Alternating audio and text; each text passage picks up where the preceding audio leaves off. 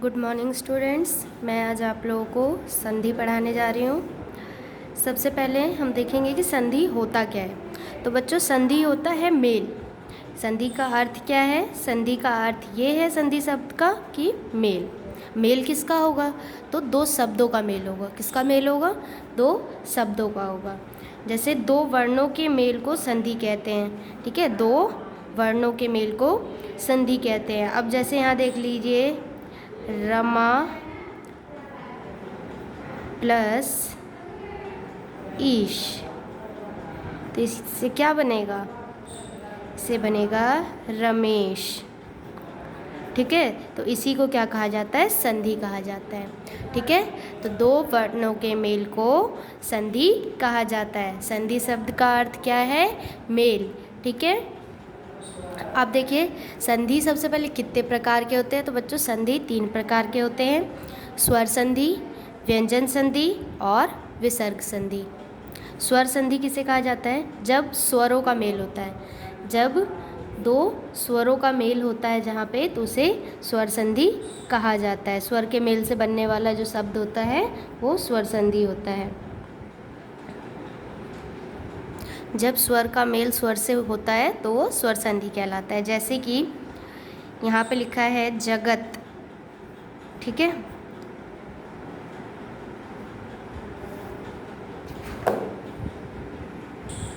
मैंने यही शब्द लिखा है रमा प्लस ईस। तो इस शब्द में देखिए अंत में क्या है? आ की मात्रा लगी हुई है। तो आ की मात्रा, आ क्या है? आ क्या है? आ हमारा स्वर है। ठीक है, उसके बाद यहाँ का स्टार्टिंग का वर्ड देखिए, ये क्या है? ई बड़ी। बड़ी हमारी क्या है? बड़ी हमारा स्वर है। तो दोनों में स्वर का मेल हो रहा है। यहाँ पे स्टार्टिंग का वर्ड और यहाँ पे लास्ट का वर्ड क्या है? स्वर। तो स्वर स्वर के मेल से क्या बनता है? स्वर संधि बनता है। ठीक है, जहाँ पे स्वर का मेल स्वर के साथ होता है तो वो स्वर संधि कहलाता है। ठीक है, जैसे यहाँ पे आ, रमा और यहाँ पे बड़ी। बड़ी भी क्या है? हमारी स्वर है। तो इन दोनों के मेल से क्या बना? रमेश। तो ये स्वर संधि कहलाएगा। जैसे अब इसमें और देख लीजिए, राम प्लस अवतार। यहाँ पे क्या है? म में इसके नीचे हलंत का निशान तो नहीं है। अगर हलंत का निशान होगा तब हमारा क्या है? ये म क्या बन जाएगा? व्यंजन बन जाएगा। तो जब हलंत का निशान नहीं है इस पे, तो ये हमारा क्या रहेगा? स्वर रहेगा। ठीक है, म में किसकी आवाज़ आ रही है? अ की आवाज़ आ रही है ना। और आपको पता है हर व्यंजन में क्या छुपा होता है? स्वर छुपा होता है। तो ये हमारा क्या है? इसमें क्या है? स्वर है हमारा। ठीक है, और यहाँ पे भी अ। तो दोनों स्वर, दोनों जो वर्ड है, दोनों वर्ण में किसका मेल हो रहा है? यहाँ पे भी स्वर का और यहाँ पे भी स्वर वर्ण का मेल हो रहा है। तो ये भी स्वर संधि। ठीक है, अब इसमें देख लीजिए र में व्यंजन है र, और इसमें हमेशा क्या छुपा होगा? स्वर अ छुपा होगा। ठीक है, ल, इसमें भी क्या है?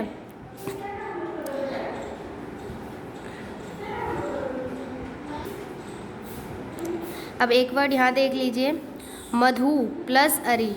तो इसमें देखिए क्या है? लास्ट में छोटी ऊ की मात्रा है और यहाँ पे अ है। तो छोटी ऊ की मात्रा, छोटा ऊ हमारा क्या है? स्वर है, और अ भी हमारा स्वर है। तो मध्वरी। ठीक है, मध्वरी। ठीक है, तो दोनों में किसका मेल हो रहा है? स्वर का मेल हो रहा है। फिर अब हम अगला देखते हैं, हमारा व्यंजन। अब हमारा अगला आता है व्यंजन। संधि हमारे कितने हैं? 3 हैं। तो स्वर संधि हमें पता चल गया, जब स्वरों का मेल स्वरों के साथ होता है तो उसे स्वर संधि कहते हैं। ठीक है, अब आता है व्यंजन संधि। तो जब स्वर का मेल स्वर के साथ होता है तो वो स्वर संधि होगा। तो व्यंजन संधि क्या होगा? तो जब व्यंजनों का मेल व्यंजनों के साथ होगा, व्यंजन वर्ण का मेल व्यंजन वर्ण के साथ होगा, तो वो क्या कहलाएगा हमारा? वो हमारा स्वर संधि कहलाएगा। ठीक है, और व्यंजन संधि कहलाएगा। जैसे कि यहाँ पे देख लीजिए, उच्च। ठीक है, प्लस चारण। ठीक है, तो यहाँ पे च जो है, च के नीचे किसका निशान है? हल्के चिन्ह का।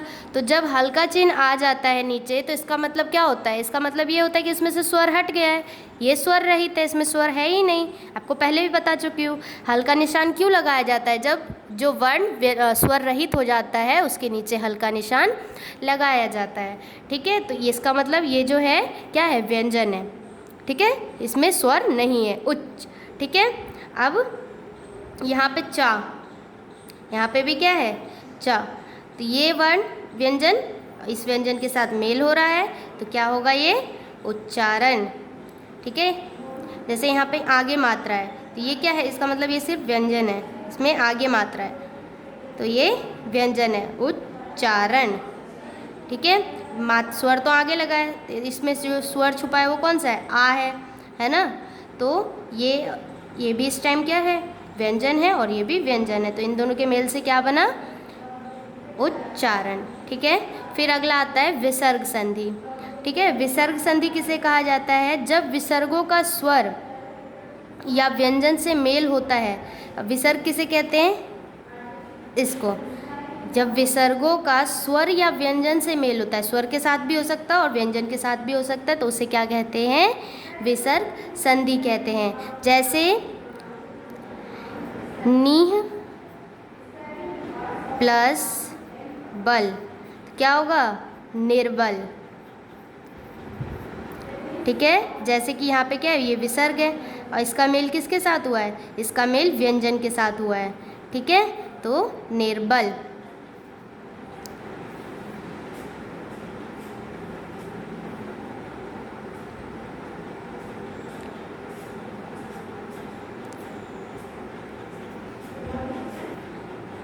आप लोगों को तीनों व्यंजन समझा दिया है कि विसर्ग संधि क्या होता है, व्यंजन संधि क्या होता है, स्वर संधि क्या होता है।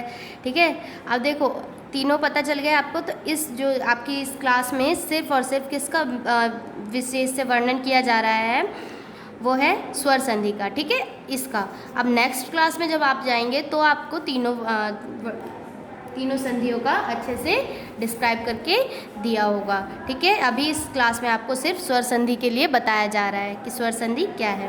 अब देखिए स्वर संधि 5 प्रकार के होते हैं। कितने प्रकार के होते हैं, 5 प्रकार के होते हैं, जिनके नाम है दीर्घ स्वर संधि, गुण स्वर संधि, वृद्धि स्वर संधि, यण स्वर संधि और अयादि स्वर संधि। ठीक है, स्वर संधि कितने प्रकार के होते हैं, 5 प्रकार के होते हैं। ठीक है, सबसे पहले आता है दीर्घ स्वर संधि। अब दीर्घ स्वर संधि किसे कहा जाता है, ह्रस्व स्वर या दीर्घ स्वर अ, ई, ओ और री के सामने समान स्वर आने पर क्रमशः आ, ई, ऊ और री होते हैं। जैसे अ प्लस अ इक्वल टू आ। अब समझे इसका मतलब, अब जैसे कि इधर भी आ है, ठीक है, और इधर भी अ है, तो इन दोनों के मेल से क्या बनेगा, आ बनेगा। तो इसे क्या कहते हैं, इसको बताया था, जो बड़ी मात्रा होती है उसको क्या बोलते हैं, दीर्घ स्वर बोलते हैं। क्या बोलते हैं, दीर्घ स्वर बोलते हैं। आपको पहले भी मैं बता चुकी हूँ, जो बड़ी मात्रा होती है उसको दीर्घ स्वर बोलते हैं, क्योंकि वो 2 मात्राओं से उसमें दुगना समय लगता है बोलने में। ठीक है, तो ये क्या हो गया, आ। ठीक है, अ या आ के सामने आ आने पर, ठीक है, क्या बन जाता है, आ बन जाता है। ठीक है, जैसे कि अ प्लस आ, तो देव प्लस असुर, यहाँ पे भी अ की आवाज़ है, यहाँ पे भी अ की आवाज़ है, तो क्या बना, देवासुर। यहाँ पे आ की मात्रा लग गई। उसके बाद देखिए देव प्लस आल्य, तो क्या बन जाएगा, देवालय। विद्या प्लस आल्य, विद्यालय। समझ गए, दीर्घ स्वर संधि में आ का पहले हो गया। अब ख में देखते हैं हम बड़ी ई का। ठीक है, बड़ी ई बनेगी, इससे ये क्या बनेगी, बड़ी ई बनेगी। जब छोटी ई या बड़ी ई के सामने ई या ई आने पर क्या बन जाएगा, हमेशा बड़ी ई रहेगा। अब जैसे कि छोटी ई प्लस छोटी ई क्या बन गया, बड़ी। छोटी ई प्लस बड़ी ई क्या बन गया, बड़ी। बड़ी ई प्लस बड़ी ई क्या बनेगा, बड़ी ई ही रहेगा। ठीक है, जैसे कि कपि प्लस ईश, तो यहाँ पे क्या है, छोटी ई की मात्रा है और यहाँ पे क्या है, बड़ी ई की मात्रा है, तो क्या बन जाएगा, बड़ी ई बनेगा। तो क्या हो गया यहाँ पे, कपीश। ठीक है, जैसे हरीश। उसके बाद मही प्लस ईश, यहाँ पे बड़ी ई है, यहाँ पे बड़ी है, तो क्या बनेगा, महिष। समझ गए आप लोग। अब नेक्स्ट आता है आप लोगों का बड़ी ऊ या ऊ के सामने बड़ी यू बनेगा, ये पहले देख लीजिए, कुछ भी आएगा तो बड़ी यू बनेगा। ऊ या ऊ के सामने छोटी ऊ या बड़ा ऊ आने पर, ठीक है, जैसे ऊ जैसे ई की मात्रा में था सेम वैसे ही छोटा ऊ क्या बनेगा बड़ा ऊ, और बड़ा ऊ या बड़ा ऊ वो भी क्या बनेगा बड़ा ऊ। ठीक है, जैसे मधु प्लस उत्सव, यहाँ पे कौन सी मात्रा है, छोटी ऊ की मात्रा है। ठीक है, तो क्या बन जाएगा, बड़ा ऊ बन जाएगा, तो मधुत्सव। ठीक है, मधु प्लस ऊर्जा, छोटा ऊ बड़ा ऊ, तो मधुर्जा। ठीक है, बड़ी ऊ और बड़ी ऊ क्या बनेगा, बड़ी ऊ ही रहेगा, तो क्या बन जाएगा, वधूपरी। ठीक है, वधूपरी। ये आप लोग एक बार ध्यान से पढ़ेंगे। ठीक है,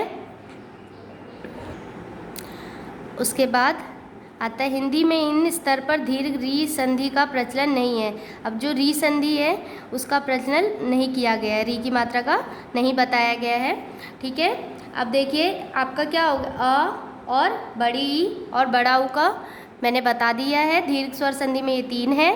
ठीक है, उसके बाद आता है आपका गुण स्वर संधि।